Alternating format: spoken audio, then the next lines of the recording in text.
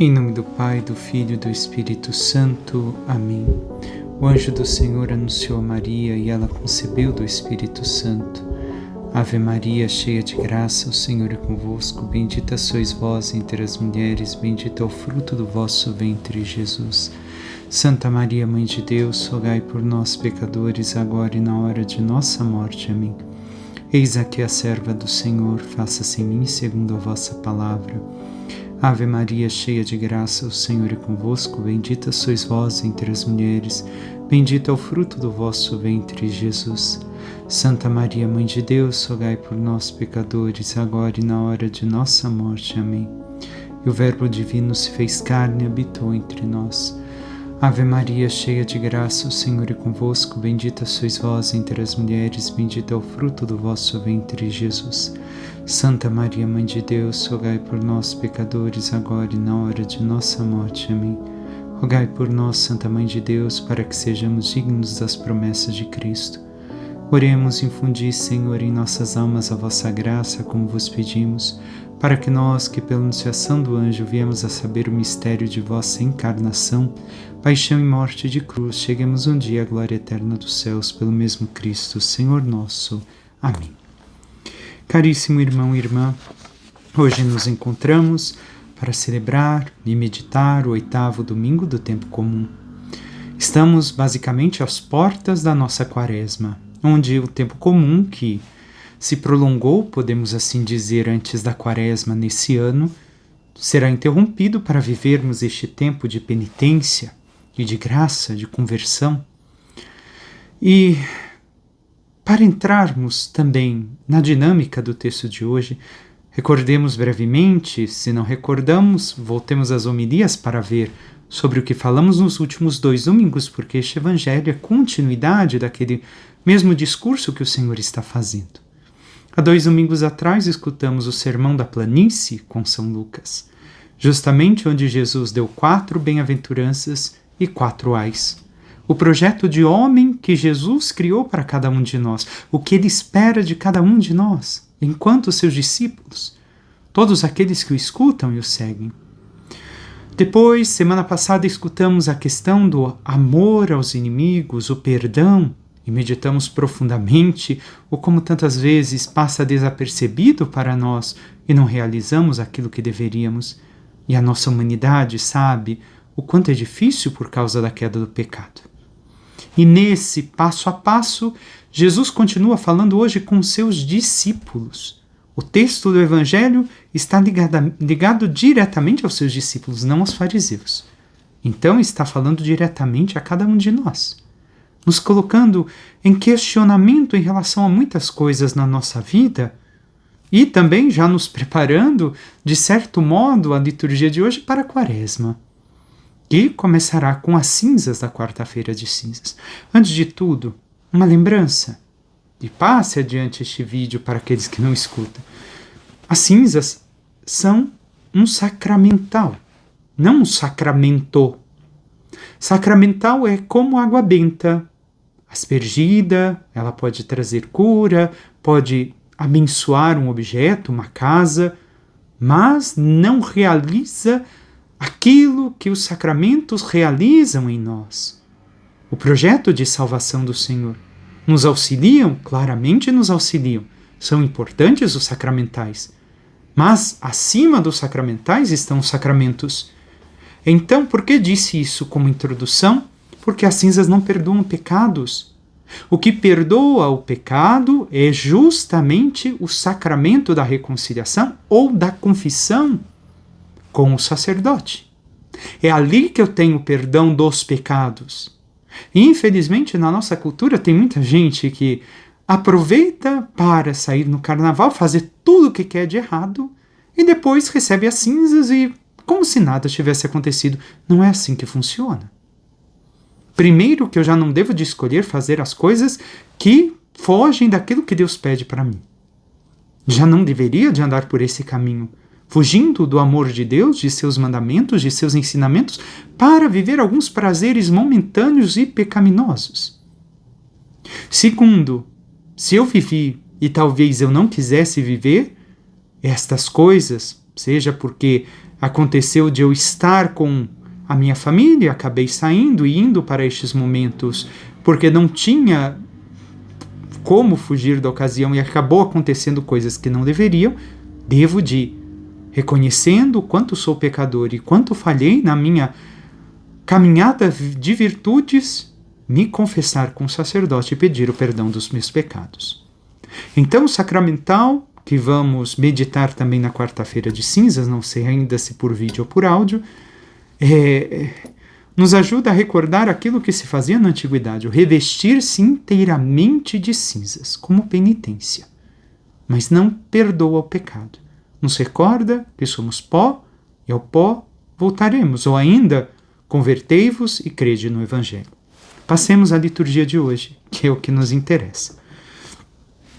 A primeira leitura, tão curta, tem 4, por assim dizer, frases importantes, com o texto de hoje do livro de Eclesiástico, que por coincidência estávamos lendo ao longo desta semana, 7ª semana que se encerrou com o sábado, do tempo comum. E justamente Eclesiásticos, o Eclesiástico, ou melhor, Ben Sirá, nos escreve, e a frase vai estar na boca de Jesus no Evangelho de hoje, uma delas. Quando a gente sacode a peneira, ficam nela só os refugos. Assim os defeitos do homem aparecem no seu falar. Em outra tradução diz, no seu discutir, nos seus argumentos. O que esta primeira frase já está dizendo para nós? Que, quando nós falamos, e recordemos, não falamos somente com a boca, com a voz, falamos com o olhar, falamos com gestos, falamos com as atitudes. De tantos modos falamos. A forma como reagimos também está falando. A forma como nos encontramos, a gosto ou a desgosto, com uma pessoa que está ao nosso lado também mostra o que estamos falando. Então, os nossos defeitos aparecem em toda a forma do nosso falar. E aqui deve de nos questionar. Aqui já começa um auto-questionamento, uma autocrítica que deve de existir para conosco. Os santos não eram duros consigo mesmos, cobrando e exigindo somente de si, porque sabem que devem de contribuir com a graça de Deus, é a graça de Deus agindo em nós, e a nossa contribuição em resposta a essa mesma graça. Mas temos realmente respondido à graça de Deus? O que temos demonstrado no nosso falar? O que tem passado na peneira? Muitas vezes são ações egocêntricas, orgulhosas, ações de desamor, de soberba. Não sei, cada um olhe para si e se questione. O que minhas ações, o que minhas palavras, sejam elas em gestos, ações, olhares e palavras que saem da minha boca, do meu coração, do meu interior, têm demonstrado daquilo que eu sou? E tenho sido autocrítico, porque é isso que devo de ser. Criticamos facilmente os demais, mas fazemos uma autocrítica a nós, olhando se estamos vivendo realmente o que o Senhor nos pede, se estamos nos esforçando em amar cada vez mais o Senhor. Segundo, como o forno prova os vasos do oleiro, assim o homem é provado em sua conversa, no seu diálogo. Mais uma vez, não só nas palavras, também em tudo aquilo que fala através de nós. E o que temos provado através do momento do diálogo, das discussões, das conversas? Que somos pessoas virtuosas, de uma virtude autêntica e não hipócrita. Não que queremos demonstrar uma virtude, mas de pessoas que se esforçam para ser melhores, para serem boas, que têm reta intenção no coração, que amam verdadeiramente em Deus os irmãos. Próxima. O fruto revela como foi cultivada a árvore. E Jesus também vai falar da árvore em relação a isso no Evangelho. A palavra mostra o coração do homem. Recordemos, no Antigo Testamento não é somente o coração quanto centro das emoções. mas o coração enquanto capacidade argumentativa, capacidade de raciocínio. Como nós dizemos que hoje tudo sai do nosso cérebro. Então, a palavra mostra o que está em nosso interior. E do que somos feitos? Nos questionemos, olhemos. O que sai da minha conversa? Somente besteira, coisas de índole sexual, somente dinheiro, prazeres da vida, coisas a conquistar de materialismo prático, o que sai da nossa boca. Ali sabemos o que falamos, o que expressamos, poderíamos dizer melhor, o que realmente carregamos no coração. E ali vemos se temos uma vida unida a Deus ou não. Se é uma vida íntima com Deus, verdadeira ou falsa. Porque muitas vezes podemos rezar e demonstrar uma falsa piedade. O que é piedade? O que é o homem piedoso? O que tem uma vida pia, uma vida com Deus, uma vida de intimidade, de oração com Deus. São José era justo e piedoso. Então essa vida de intimidade, de oração com Deus. Nós temos uma verdadeira vida de intimidade e oração com o Senhor. Por aquilo que falamos e demonstramos, nós podemos, se somos autocríticos, ver se sim ou se não, ou se estamos tentando nos enganar, fingindo que somos pessoas boas, virtuosas, que rezamos, que estamos todo domingo na missa. Mas, na verdade, não é isso que a nosso expressar, as nossas palavras demonstram. O nosso coração não tem Deus presente. E a frase que encerra hoje, bem se irá, é justamente a que vai diretamente na boca de Jesus. A árvore vai estar falada de uma outra forma, mas a última parte da frase está na boca de Jesus. Não elogies a ninguém antes de ouvi-lo falar, pois é no falar que o homem se revela. O que quer dizer esta última frase? Que não deveremos de elogiar alguém pela aparência. Porque muitas vezes a pessoa é hipócrita, no sentido antigo da palavra. Um ator, uma atriz.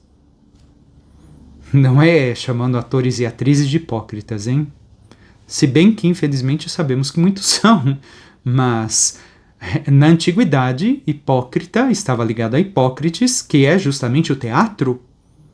Então, são pessoas que aparentam uma coisa, mas quando você conversa, você vê que não é nada aquilo. Parece ser uma boa pessoa quando abre a boca.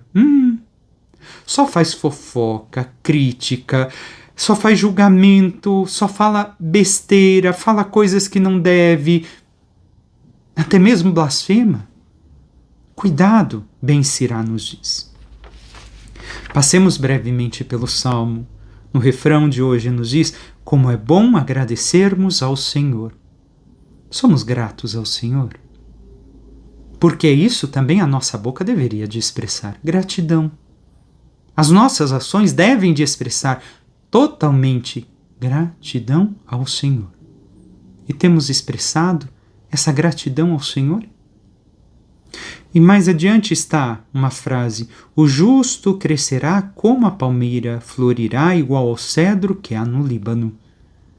Então o justo será grande, porque a palmeira é alta e florirá abundantemente. E assim o Senhor fala de cada um de nós, se estamos com nossa vida unida à sua vida,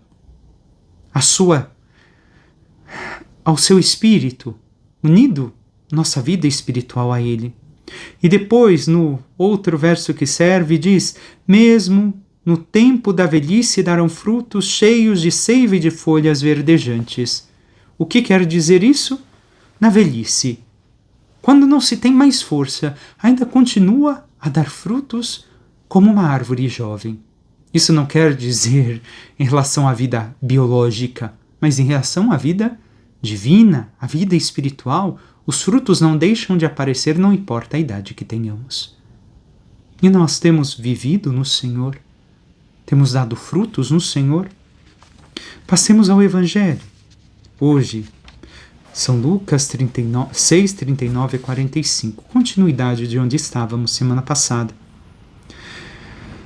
Primeira coisa, tenhamos em conta que Jesus está falando aos discípulos, está falando também da vida interior. Isso devemos de ter presentes para conosco.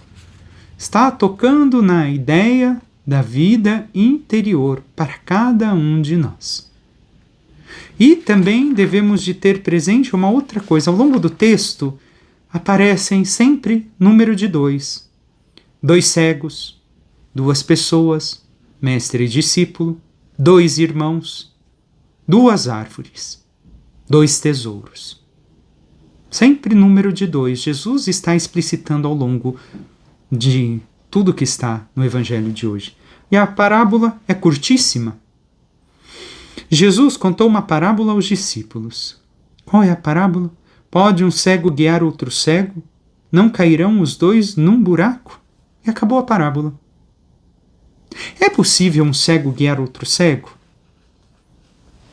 Se olharmos, no tempo de Jesus não existia todos aqueles aparelhos que hoje os cegos têm para lhes auxiliar no caminho, até mesmo o que o homem criou de eletrônico para poder ajudar a saber que o semáforo está aberto ou fechado, atravessar ou não. Não existia no tempo de Jesus. Nada que pudesse ajudar. Agora, quem ajudava? Alguém que enxergava. E Jesus coloca o questionamento e logo em seguida já dá a resposta, porque o versículo que segue, que vamos ver daqui a pouco, já é a resposta à pergunta. Mas nós sabemos que não. Pode um cego guiar outro cego? Não cairão os 2 no buraco? Sim, cairão os 2 no buraco. E então o que Jesus está querendo colocar nesta parábola? Cego, devemos de ver que aqui também Jesus recorda aquilo que em toda a Bíblia toca. Não é só a cegueira física, é a cegueira espiritual. Pode um cego espiritual guiar alguém que não enxerga espiritualmente rumo ao encontro de Deus? Não pode, não tem como. Só que devemos de entender que todos nós somos cegos, porém somos cegos curados, iluminados por Jesus, como São Paulo, que ao enxergar Jesus viu que era cego e começa a enxergar depois do milagre. E por isso, por sermos curados e iluminados por Jesus na nossa vida espiritual, transformando a nossa vida, nós podemos auxiliar os demais, mas devemos de ver que somos, por natureza, por conta do pecado, cegos. Jesus é que nos mostra o caminho. Jesus é que é a nossa luz. É Ele que enxerga. E quando Ele nos cura, nós passamos a enxergar. E enxergando a sua luz, guiamos os demais à luz que é dele, que é Ele. Estamos entendendo esta curtíssima parábola de Jesus? Se nós não entramos na dinâmica da vida espiritual e não nos deixamos iluminar interiormente pelo Espírito Santo, por Cristo, pela Trindade, e com isso conformamos a nossa vida ao Evangelho, continuamos cegos. E não podemos ajudar ninguém. Porque ainda não fomos iluminados. Não nos deixamos iluminar. É uma iluminação divina. Devemos de ter presente isso dentro de nós. É o Senhor quem realiza esta obra em cada um de nós. Então, não podemos viver uma vida dupla. O guia deve de ser Cristo, não nós. Nós escutamos sua voz, Ele nos guia, nos transforma e através da experiência que temos com Ele ajudamos outros a caminhar no caminho da salvação. É isso que Jesus está explicitando a cada um de nós. Então, tudo isso quer dizer o quê? Que a nossa maneira de ver a realidade deve de ser transformada pela nossa intimidade com Jesus. Passa pela intimidade com Ele. E enxergamos tudo como a Santíssima Trindade enxerga, e não mais com um mero olhar humano, pecador, injusto, soberbo, orgulhoso, etc. Nós temos assim vivido realmente o que o Senhor nos pede, caminhado nele? Nos deixamos iluminar por Ele? Sigamos mais adiante. Um discípulo, diz Jesus, um discípulo não é maior do que o mestre. Todo discípulo bem formado será como o mestre. Todo discípulo bem formado será como o mestre. E o que aconteceu com Jesus? Foi perseguido, caluniado, passou por poucas e boas, mas amou como Deus Pai. Nos mostrou semana passada: sede misericordiosos como vosso Pai é misericordioso. Então o discípulo imita o coração de Jesus. Manso e humilde de coração. Vive a santidade, propaga o amor de Deus e suporta tudo que o Mestre suportou. Se fizeram isso a mim, o que não farão a vós? Porém, quando chega a perseguição e as dificuldades, muitos querem desistir de ser discípulos do Senhor. E eu e você? Como temos vivido? Devemos de recordar que não somos maiores do que o Mestre. O discípulo pode chegar próximo ao Mestre, imitá-lo em tudo, mas não é maior, não supera o Mestre, no caso, sendo Jesus quem Ele é. E devemos de ter isso presente diante de nós. Nós temos sido como o Mestre ou não? Nós temos imitado a Jesus e seguido ao exemplo do Pai ou não? Temos vivido a santidade que o Senhor nos chama a viver ou não? Senão, não estamos sendo discípulos. E como aprendemos isso? Nossa vida precisa ser, primeiro, como dissemos, iluminada por Cristo, pelo Espírito Santo. Mas conseguimos isso através de observar os mandamentos e frequentar os sacramentos da Igreja. São as duas fontes para nós que nos tornam justamente pessoas iluminadas interiormente, porque nos une a Jesus. A nossa fraqueza, os nossos pecados nos afastam de Deus. Porém, quando frequentamos os sacramentos e observamos os mandamentos e procuramos ser fiéis ao Senhor, nós nos deixamos iluminar e nos tornamos verdadeiramente discípulos que imitam o seu Mestre. E temos observado os mandamentos e frequentado os sacramentos da Igreja? Continua Jesus. Por que vês tu o cisco no olho do teu irmão e não percebes a trave que há no teu próprio olho? Como podes dizer ao teu irmão: irmão, deixa-me tirar o cisco do teu olho, quando tu não vês a trave no teu próprio olho? Hipócrita, tira primeiro a trave do teu olho, e então poderás enxergar bem para tirar o cisco do olho do teu irmão.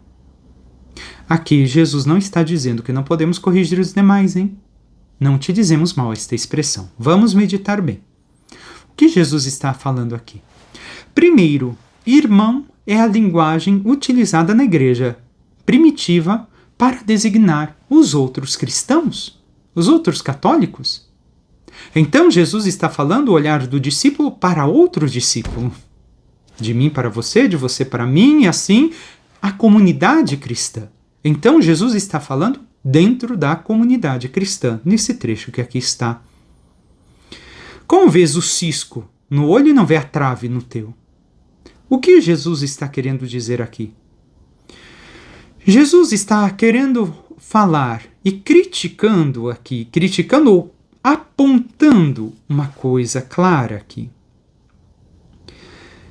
Que muitas vezes as pessoas que observam o cisco são aquelas que se dizem às vezes até piedosas dentro da igreja. Não, eu estou aqui há 40 anos, 20 anos. Não, eu vivo com bem a minha fé. Mas estão sempre buscando os pequenos errinhos na vida dos outros, não para ajudar. Não querem ajudar os demais a mudar a sua vida, mas para controlar a vida dos outros, como aquelas velhas fofoqueiras que sempre é mostrada nas piadas das mídias. Fazer fofoca da vida dos outros, julgar a vida dos outros. E depois, quando acontece de alguém falar um palavrão ou alguma coisa errada, meu Deus do céu, se sentem caluniadas, ofendidas. Que vida é essa? Essas pessoas que se dizem tão santas e se escandalizam com uma coisa de errado que o outro faz, mas julgam, criticam, falam mal, fazem fofoca e não ajudam, controlam a vida dos outros e se escandalizam com uma coisa errada que o outro faz, um palavrão que o outro fala. Olha a trave na tua vida e arranca essa trave primeiro, antes de corrigir o outro. Porque, convenhamos, de santidade é muito pouco em uma pessoa que faz todo esse tipo de coisa. E, infelizmente, dentro da igreja estamos cercados de tantas pessoas que fazem isso. Infelizmente. E devemos de ponderar, sou eu assim, Senhor? E olhar para a nossa vida, se não somos assim, querendo controlar passo a passo a vida dos outros, mas conosco mesmo estamos fazendo tanta coisa errada e somos benevolentes. Espera, mas não é bem assim, né? Tem que ver que a minha criação, que a minha família, que a situação que eu estou passando... Quê? Uma coisinha mínima que o outro fez de errado, você critica tanto, e você que está fazendo coisas gravíssimas na tua vida... Ai, não, peraí, não é bem assim. Tá aí com você, você é benevolente? Recordemos os santos. Os santos foram sempre severos consigo mesmos e indulgentes para com o próximo.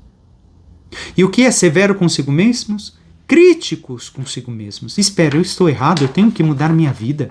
Isso não está certo, isso não é o verdadeiro amor a Deus. Eu não estou seguindo a verdadeira santidade. Que gesto foi esse que eu fiz?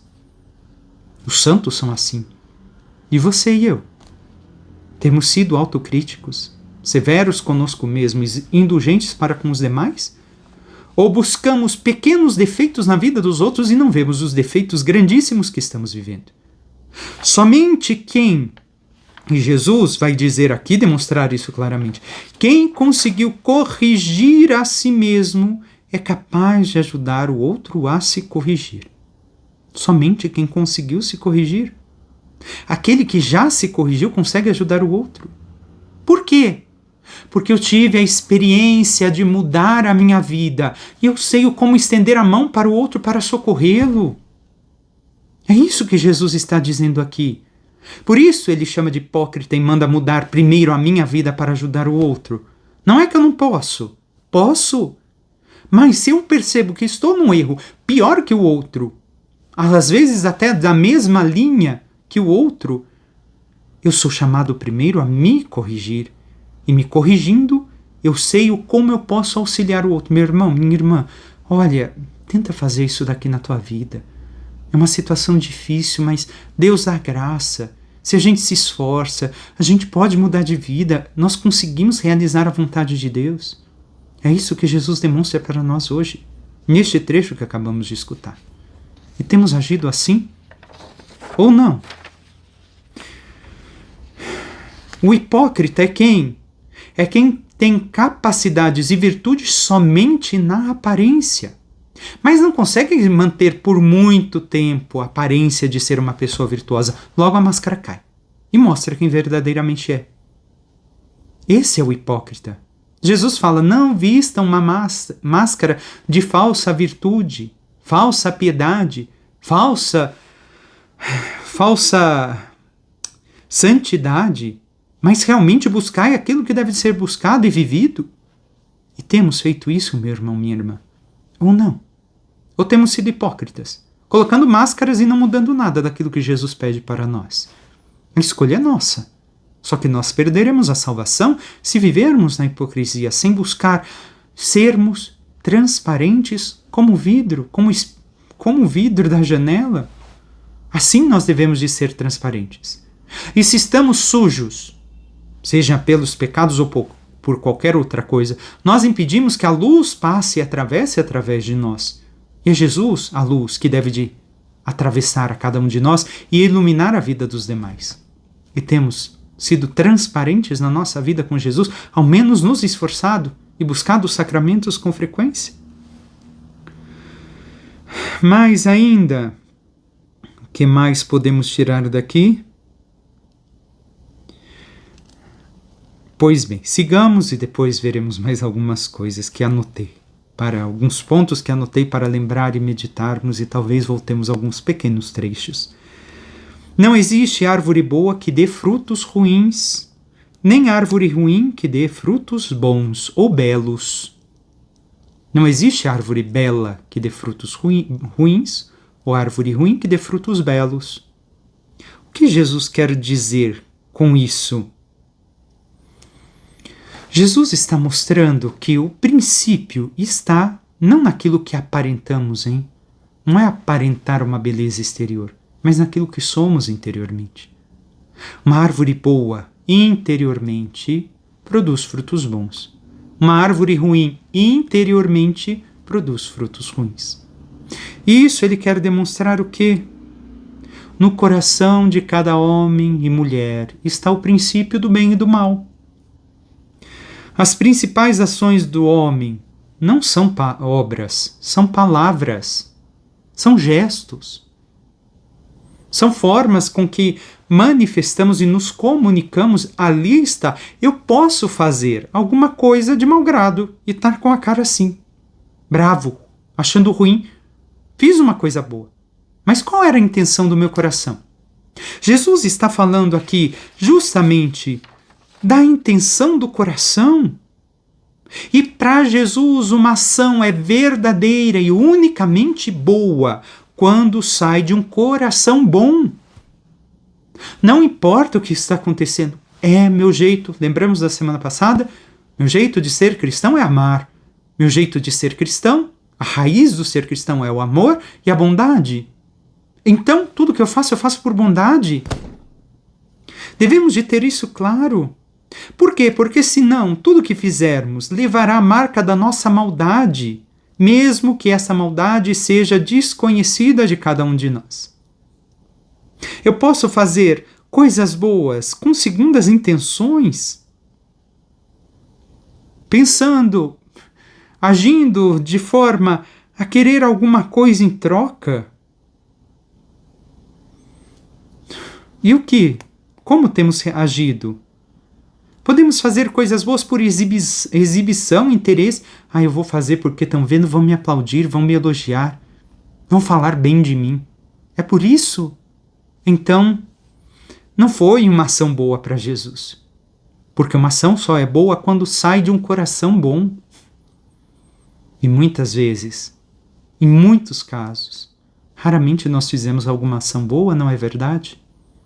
Porque fizemos para ser reconhecidos, para receber algo em troca, por vantagens, por aplausos, para exibir-nos. E quando vamos compreender se o nosso coração é bom ou não? Porque a árvore boa não muda conforme a circunstância. Esteja chuva ou sol, eu continuo fazendo as coisas de bom coração do mesmo jeito. Assim também a árvore ruim. E devemos de ver que nós somos árvores ruins que passamos a ser boas a partir do momento que estamos em Cristo, que nossas raízes estão espiritualmente ligadas a Cristo. E temos agido de forma a dar bons frutos, frutos de salvação, fruto para a eternidade.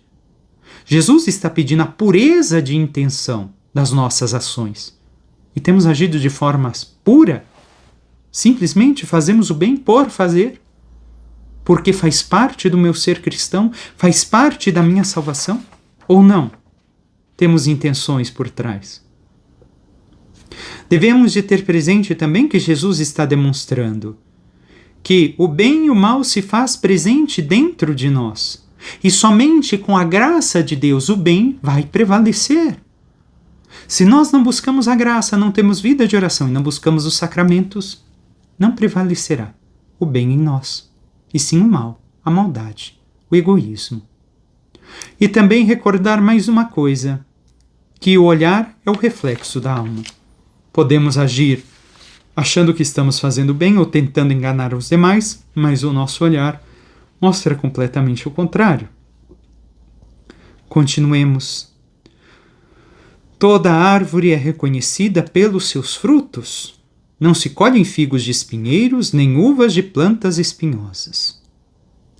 O que quer dizer aqui Jesus com estes dois exemplos? Primeiro, tanto figos quanto uvas demonstram o povo de Israel, e nós somos o novo Israel para Jesus.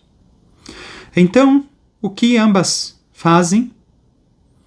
Ambas alegram a vida do homem, são doces ao paladar e à vida do homem, mas também alegram em especial o vinho com a alegria que dá.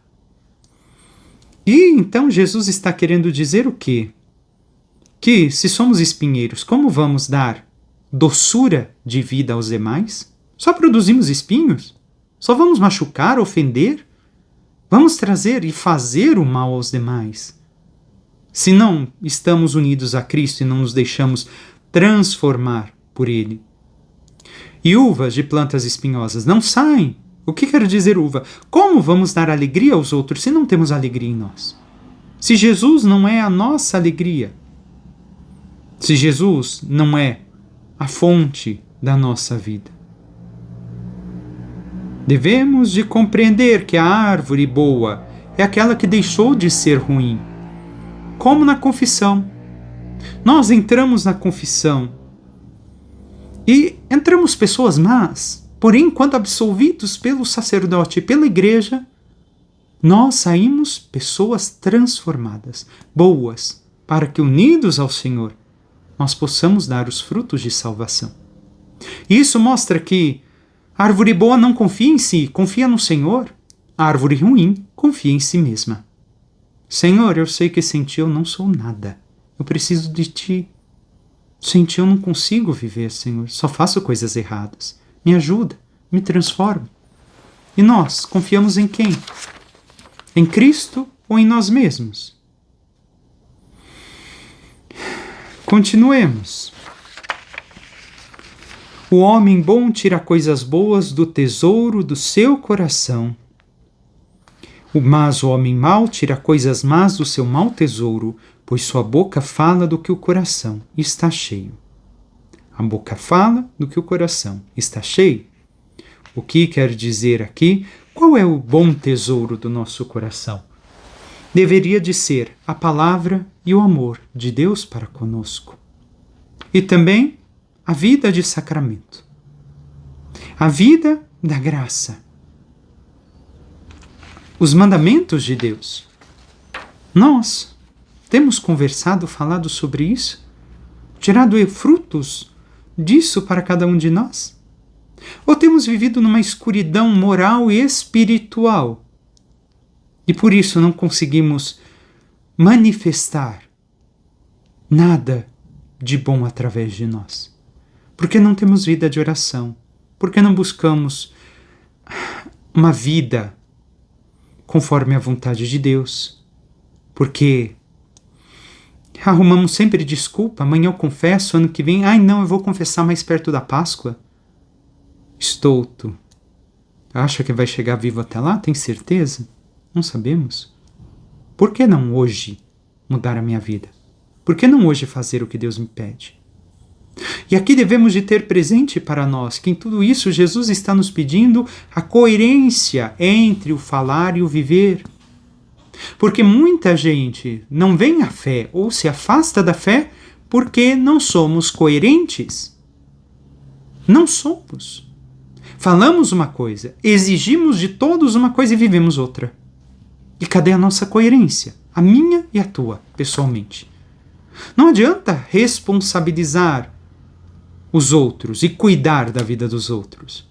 Nós devemos de ter responsabilidade pela nossa vida e sermos coerentes com aquilo que somos, com aquilo que falamos, com a nossa experiência e intimidade com Deus, com o tesouro que recebemos no nosso batismo, porque carregamos um tesouro em vasos de barro, que é a graça de Deus, o seu amor, a filiação adotiva que recebemos pelo batismo, a santidade. E como temos vivido desse tesouro? Temos falado dele? Temos tirado bom tesouro do nosso coração ou coisas ruins, maldosas, pecaminosas, vexaminosas? E como exemplo, para encerrarmos o Evangelho, Como exemplo, pego o testamento espiritual, só vou recordar de memória algo que escutei do Papa João XXIII, que ele escreveu no seu testamento espiritual: caríssimos irmãos, a todos aqueles que possa ter ofendido, que não foi da minha vontade, peço-vos que me perdoe. Porém, da minha parte, vos digo que não há nada do que perdoar, porque somente encontrei irmãos e colaboradores em tudo aquilo que precisei fazer, e não guardei mágoa, nem ódio, nem rancor de ninguém. Coerência. Coerência com o Evangelho na semana passada e com a vida cristã. E eu e você? Temos sido coerentes com o Evangelho que escutamos? Com os ensinamentos de Jesus? Com a vida de santidade? Passemos agora à segunda leitura, que encerramos a primeira carta aos Coríntios hoje. Irmãos, quando este ser corruptível estiver vestido de incorruptibilidade e este ser mortal estiver vestido de imortalidade, então será cumprida a palavra da Escritura: a morte foi tragada pela vitória. Quando? Quando nós morrermos e verdadeiramente ganharmos a vida que importa. Porque aqui a vida é passageira, estamos de passagem. A vida verdadeira é eterna, que começa aqui, que começamos a provar, a sentir aqui, a vivê-la aqui. E segue São Paulo: ó morte, onde está a tua vitória? Onde está o teu aguilhão? O aguilhão da morte é o pecado e a força do pecado é a lei. Graças sejam dadas a Deus que nos dá a vitória pelo Senhor nosso Jesus Cristo. Portanto, meus amados irmãos, sede firmes e inabaláveis, empenhando-vos cada vez mais na obra do Senhor, certo de que vossas fadigas não são em vão no Senhor. Que encerra São Paulo: empenhar cada vez mais nas obras do Senhor. Qual é a obra? A nossa salvação. É uma das primeiras. Isso não quer dizer ser egoísta, mas devemos de nos transformar para ajudar Deus a transformar também os demais. E temos nos empenhado na obra de salvação de Deus em nossas vidas? Temos buscado esta fidelidade à santidade para realizarmos em tudo a vontade de Deus? Temos buscado viver as virtudes, as capacidades verdadeiras que Deus nos dá? Temos sido árvores que dão bons frutos, que ajudam na salvação dos demais, que dão testemunho? Observamos os mandamentos e frequentamos os sacramentos da igreja? Temos a pureza de intenção em todos os nossos gestos, em tudo aquilo que fazemos? E para encerrar, para fechar ainda mais o Evangelho e aquilo que ouvimos, Jesus distingue no final, ao falar do tesouro, de cada homem fala o que traz em si, do que está cheio o seu coração. Recordemos, a sua mente, a sua capacidade cognitiva está cheio do quê? Pecado, prazeres, dinheiro, não sei, cada um sabe, olhando para si. Jesus quer distinguir nisso e nas árvores o verdadeiro do falso profeta. O falso profeta não consegue esconder por muito tempo as suas falsas virtudes. O verdadeiro profeta, inflamado pelo amor de Deus, inflama outras almas a amar a Deus e a buscar a santidade e a salvação. É isso que deve de sair do nosso interior. Que possamos dar os frutos que o Senhor espera de nós, para que possamos um dia participar da glória do paraíso. Peçamos à Santíssima Virgem Maria, nossa Mãe, que interceda por cada um de nós e nos ajude a viver cada vez mais na verdadeira escuta do Senhor, colocando tudo o que Ele nos pede em prática para vivermos como autênticos cristãos e verdadeiros irmãos na fé, e cada vez mais praticando a santidade que Deus nos concede através da sua força, da sua graça e do seu Espírito, possamos um dia merecer participar da glória dos céus. Louvado seja nosso Senhor Jesus Cristo, para que sempre seja louvado.